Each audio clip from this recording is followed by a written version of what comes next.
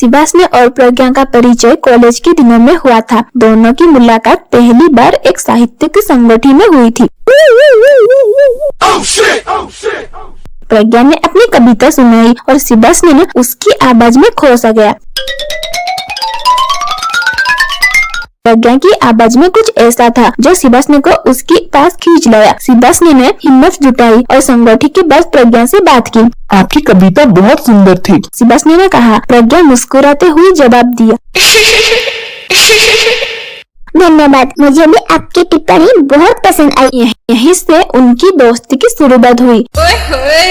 सुभाष और प्रज्ञा दोनों ही साहित्य में रुचि रखते थे और अक्सर मिलकर कविताएं और कहानियां साझा करते थे। समय बीतता गया और उनकी दोस्ती गहरी होती गई। दोनों एक दूसरे को बहुत अच्छे दोस्त बन गए थे। लेकिन सुभाष के दिल में कुछ और ही था। वो प्रज्ञा से प्यार करने लगा था, परंतु अपना भावनाओं को प्रकट नहीं कर पाता था।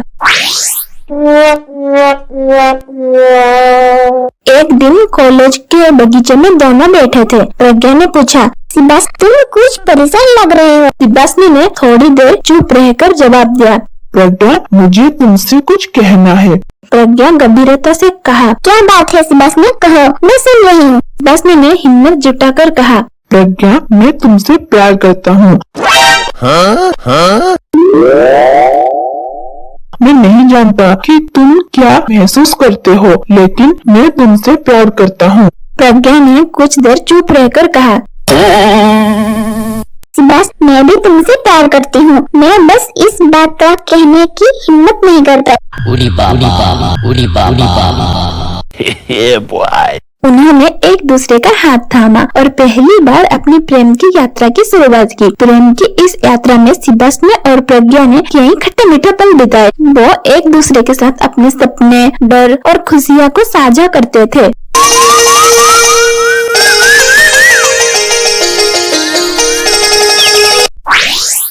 एक दिन सुभाष ने प्रज्ञा को एक सरप्राइज देने का योजना बनाया। वो प्रज्ञा से उसकी पसंदीदा बगीचा में ले गया, जहां वो अक्सर मिला करते थे। बगीचे को खूबसूरती से सजाया था और एक छोटी सी मेज पर गुलाब का छोटा गुलदस्ता रखा हुआ था। प्रज्ञा ने चित होकर पूछा, सुभाष ये सब क्या है? सुभाष ने घुटने के बल बैठकर कहा, प्रज्ञा तुम मेरी जिंदगी हो, मैं तुम्हारे बिना अपनी जिंदगी की कल्पना भी नहीं कर सकता। क्या तुम मुझसे शादी करोगी? प्रज्ञा की आंखों में आंसू आ गया। उसने कहा, हाँ सुभाष मैं भी तुमसे शादी करना चाहती हूँ। दोनों ने एक दूसरे को गले लगा लिया और उनकी प्यार की कहानी को एक नया मोड़ मिला।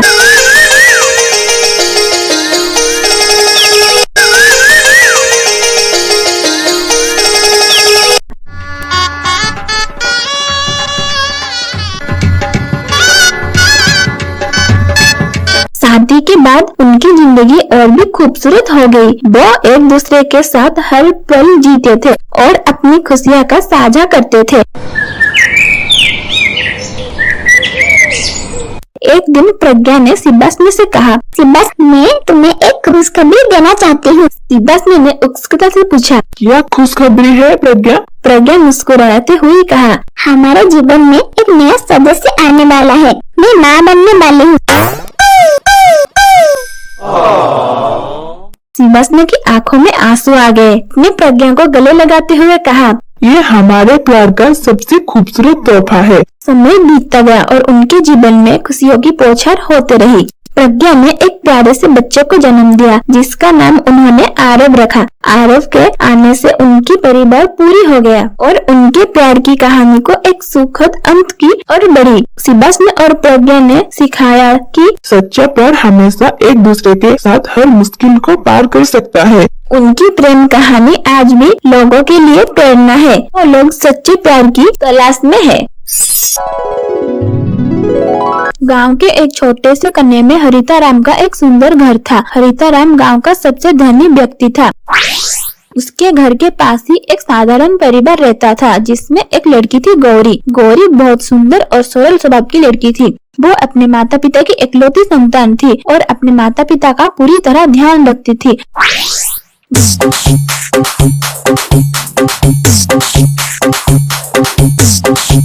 गौरी और हरिताराम का बेटा अर्जुन बचपन से दोस्त थे। दोनों ने साथ साथ खेलना, पढ़ना और बड़े होना देखा था। अर्जुन हमेशा से गौरी की मासूमियत और सादगी से प्रभावित था। जैसे जैसे वो बड़े होते गए और उनकी दोस्ती प्यार में बदल गई।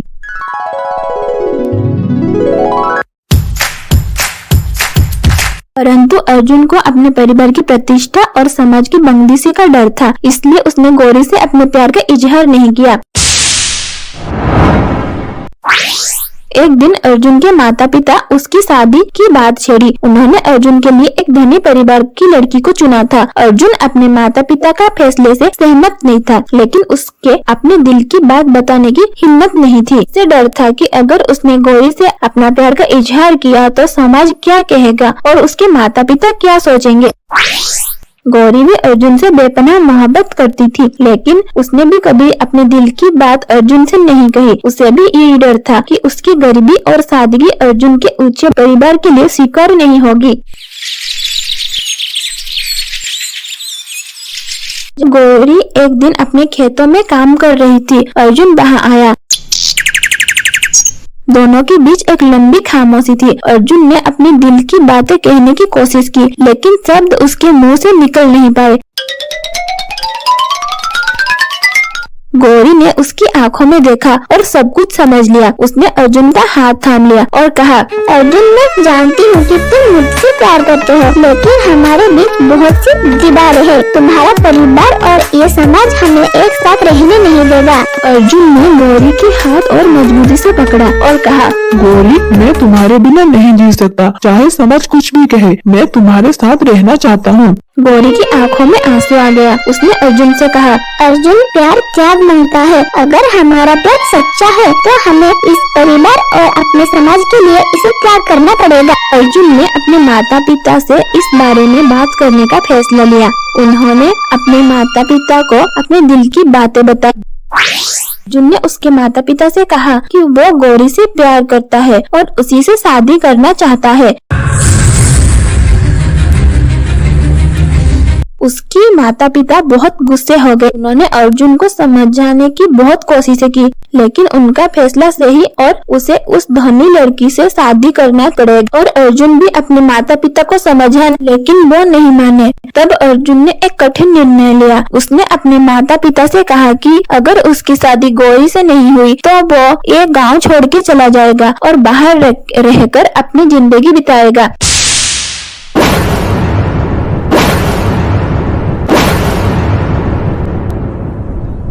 अर्जुन के इस फैसले से उसकी माता पिता को झटका लगा। उन्होंने अपने बेटे के खुशी के लिए अपनी जिद छोड़ दी और अर्जुन गौरी की शादी के लिए मंजूरी दे दी। Yeah, boy.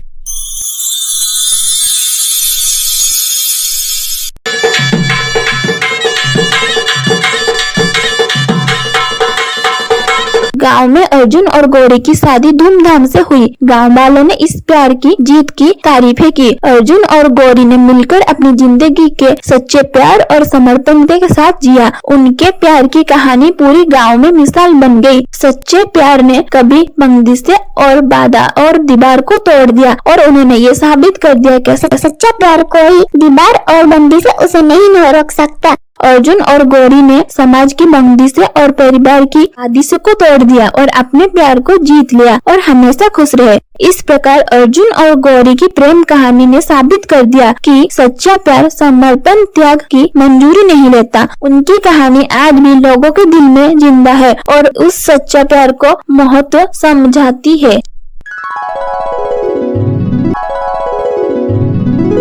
स्कूल का पहला प्यार। गांव के छोटे से कस्बे में एक सुंदर स्कूल था, ज्ञान मंदिर। इस स्कूल में बच्चों की खुशियाँ और मासूमियत हर किसी को भाती थी। स्कूल में हर साल नए छात्र का दाखिल होता था और हर बार नए रिश्ते बनते थे। लेकिन इस साल कुछ खास था, क्योंकि यहाँ पर पहली बार अंजलि और रोहन का प्यार पनपनाने वाला था। अंजलि एक होशियार और मेहनती लड़की थी। उसका सपना था कि वो एक बड़े डॉक्टर बने।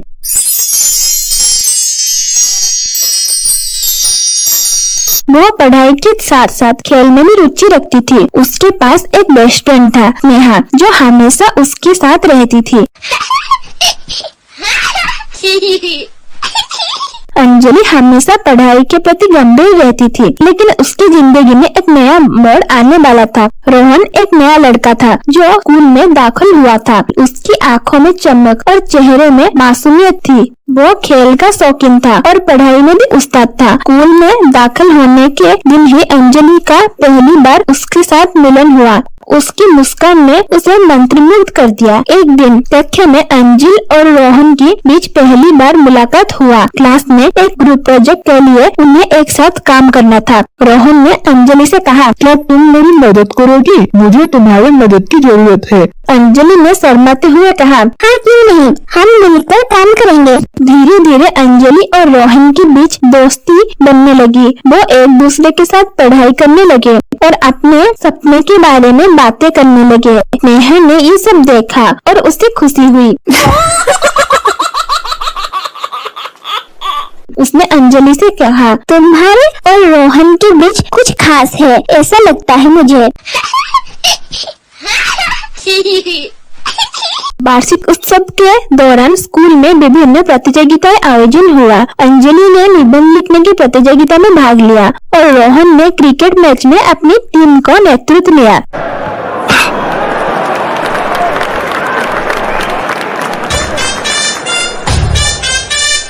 दोनों ने अपनी अपनी कक्षाओं का नाम रोशन किया। एक दिन अंजलि ने रोहन को अपनी दिल की बातें कहने का मन बनाया। उसने सोचा, क्या रोहन को मेरे प्रति कुछ एहसास महसूस होता है? जब वो दोनों खेल के मैदान पर थे, अंजलि हिम्मत जुटाई और बोली, रोहन क्या तुम मेरे साथ अच्छा लगता है? रोहन ने मुस्कुराते हुए कहा, हाँ, मुझे तुम्हारे साथ रहना बहुत अच्छा लगता है। उनकी दोस्ती धीरे धीरे प्यार में बदल गई। अंजलि ने महसूस किया कि उसे रोहन के साथ समय बिताने में बहुत खुशी मिलती थी। वो एक दूसरे के साथ अपने सपनों के और भविष्य के बारे में बातें करते थे। एक दिन स्कूल में एक नई छात्री आई। उसका नाम था नंदिनी। नंदिनी ने रोहन पर ध्यान केंद्रित करना शुरू किया और ये देखकर अंजलि को दुख हुआ। उसने स्नेहा से कहा, मुझे लगता है कि रोहन नंदिनी की ओर आकर्षित हो रहा है।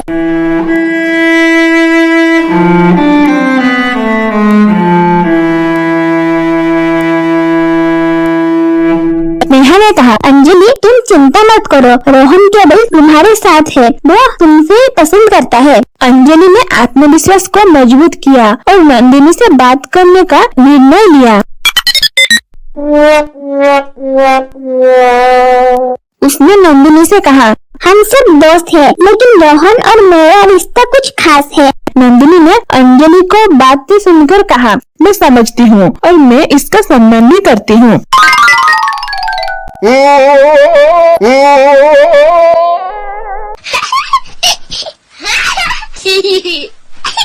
एक दिन अंजलि ने सोचा कि उसे रोहन को अपने दिल की बातें बतानी चाहिए। उसने रोहन के एक सुंदर पत्र लिखा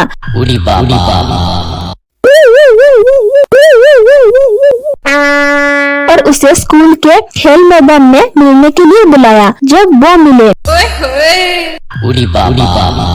अंजलि ने रोहन को पत्र दिया। रोहन ने पत्र पढ़ा और उसकी आंखों में खुशी की चमक थी।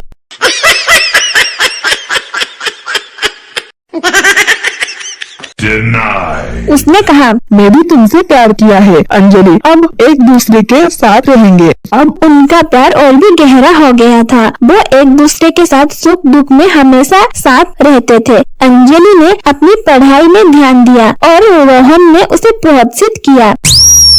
जब परीक्षा का समय आया तो दोनों ने एक दूसरे का साथ लिया और अंजलि ने कहा, रोहन हम एक दूसरे के साथ पढ़ेंगे और एक दूसरे को प्रेरित करेंगे। रोहन ने मुस्कुराते हुए कहा, हाँ, हम मिलकर अच्छे अंक लाएंगे।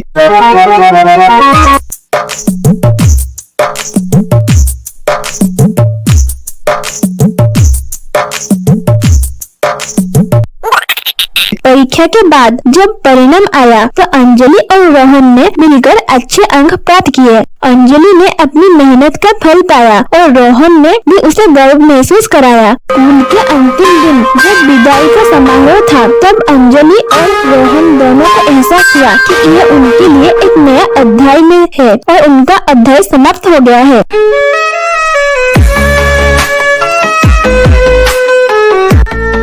ने रोहन से कहा, हम हमेशा एक दूसरे के दिल में रहेंगे। रोहन ने कहा, हाँ, हम हमेशा दोस्त रहेंगे, चाहे हम जहाँ भी रहे। अंजलि और रोहन ने एक दूसरे से वादा किया कि वो हमेशा संपर्क में रहेंगे।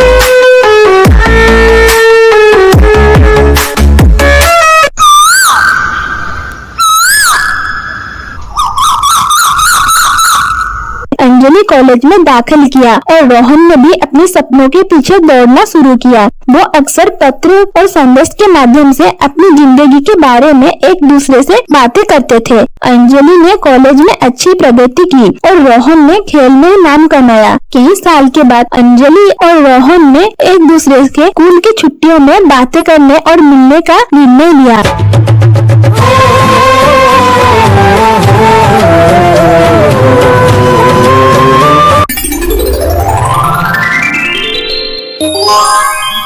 जब वो दोनों मिले तो एक दूसरे को देखकर मुस्कुराए। अंजलि ने कहा, तुमने मुझे हमेशा प्रेरित किया। रोहन ने कहा, तुम मेरी सबसे अच्छी दोस्त हो और हम हमेशा दोस्त बनकर रहेंगे। उनकी मुलाकात ने ये साबित कर दिया है कि प्यार केवल एक एहसास नहीं है, बल्कि ये एक गहरी दोस्ती और सम्मान की आधारित है। अंजलि और रोहन की कहानी ये सिखाती है कि स्कूल का पहला प्यार जीवन भर याद रहता है। प्यार के साथ साथ दोस्ती भी अहमियत का समझना ही असली सफलता है। उन्होंने एक दूसरे के साथ बिताए हुए पल को महसूस किया और हमेशा एक दूसरे के साथ रहने का वादा किया। इस कहानी से ये शिक्षा मिलती है कि प्यार और दोस्ती का रिश्ता हमेशा मजबूत होना चाहिए। जीवन में कई कठिनाई भी आती है, लेकिन सच्चा प्यार और मित्रता हर मुश्किल को सामना करने का ताकत देती है।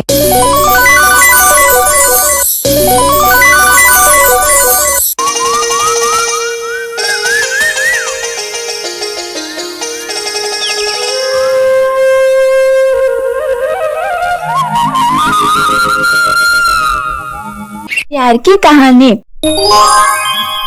वाराणसी के घाट पर गंगा के किनारे एक शांति दोपहर थी। सूरज की किरणें गंगा में चमक रही थी और वातावरण में एक अद्भुत सौंदर्य बिखरा हुआ था। ये वही जगह थी जहाँ पर अनन्या की मुलाकात हुई थी। अनन्या एक सरल और सुंदर स्वभाव की लड़की थी जो अपने दोस्तों के साथ वाराणसी के सैर पर आई थी। रोहन एक मेहनती और होशियार युवक था जो अपने पढ़ाई के साथ साथ वहाँ पर एक छोटी सी नौकरी भी करता था। गंगा के घाट पर बैठकर अनन्या ने सोचा कि कितना अच्छा होता अगर कुछ पल यहाँ पे शांति से बिताया जाए। तभी उसकी नजर एक लड़के पर पड़ी जो एक गीता पढ़ रहा था। उसकी आंखों में एक अद्भुत चमक थी और उसकी मुस्कान में एक खासियत थी।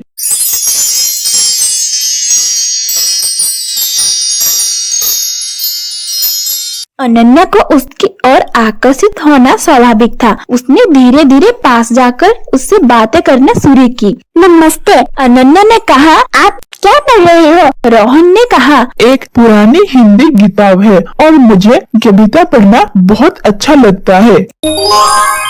अनन्या और रोहन की मुलाकात बढ़ते रहे और धीरे धीरे वो अच्छे दोस्त बन गए। वो एक दूसरे के साथ अपने सपने, उम्मीदें और जीवन की कठिनाइयों को साझा करते थे। अनन्या रोहन से बताया कि मैं संगीत का बहुत शौक है और एक प्रसिद्ध गायिका बनना चाहती है। रोहन ने उसे अपने सपनों के बारे में बताया और उसने कहा कि मैं एक महान लेखक बनना चाहता है। एक दिन अनन्या ने रोहन को कुछ गीत सुनाया जो उसने खुद लिखे थे। रोहन ने उसकी प्रशंसा की और कहा, तुम्हारे गीत में एक अनोखी सच्चाई और भावनाएं हैं। मैं यकीन के साथ कहता हूँ कि तुम एक दिन एक बहुत बड़ी गायिका बनोगी। समय बीतता गया और दोनों के बीच का बंधन गहरा होता गया। एक शाम गंगा के किनारे जब सूर्यास्त का समय था, रोहन अपने अनन्या से का हाथ थाम लिया और कहा, अनन्या, मैं तुम्हें कुछ कहना चाहता हूँ। अनन्या ने उसकी आंखों में देखा और कहा, क्या बात है रोहन? रोहन ने गहरी सांस ली और कहा, अनन्या, मुझे नहीं पता कब और कैसे, लेकिन मुझे तुमसे प्यार हो गया है। तुम मेरी जिंदगी में एक रोशनी की तरह आई और मुझे नहीं पता कि मैं तुम्हारे बिना कैसे रहूंगा। क्या तुम मेरे साथ अपने जीवन का बिताने को तैयार हो? अनन्या की आंखों में आंसू आ गया। उसने कहा, रोहन, मैं भी तुमसे प्यार करती हूँ। तुमने मेरी जिंदगी को खुशियों से भर दिया है। मैं तुम्हारे साथ हमेशा रहना चाहती हूँ। उसने वादा किया वो दोनों एक दूसरे के साथ रहेंगे। उसके बाद अनन्या और रोहन के हाथ थाम लिया और एक साथ जीवन बिताने का निर्णय लिया। उन्होंने अपने परिवार वालों को भी इसके बारे में बता दिया और दोनों का प्यार उसके परिवार वालों ने भी स्वीकार किया। दोनों ने शादी की और उनके जीवन में खुशियों का पल आना शुरू हो गया।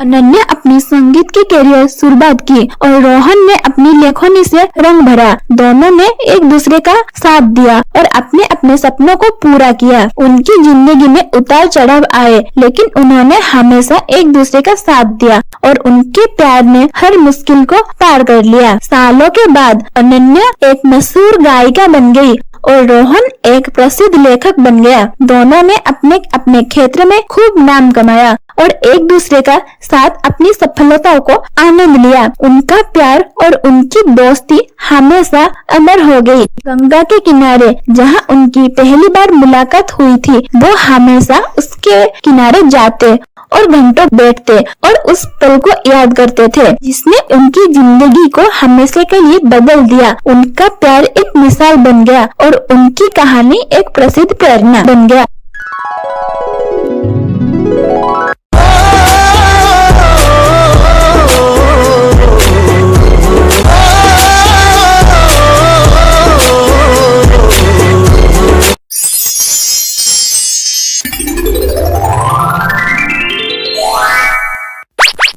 Modern love story, modern love story.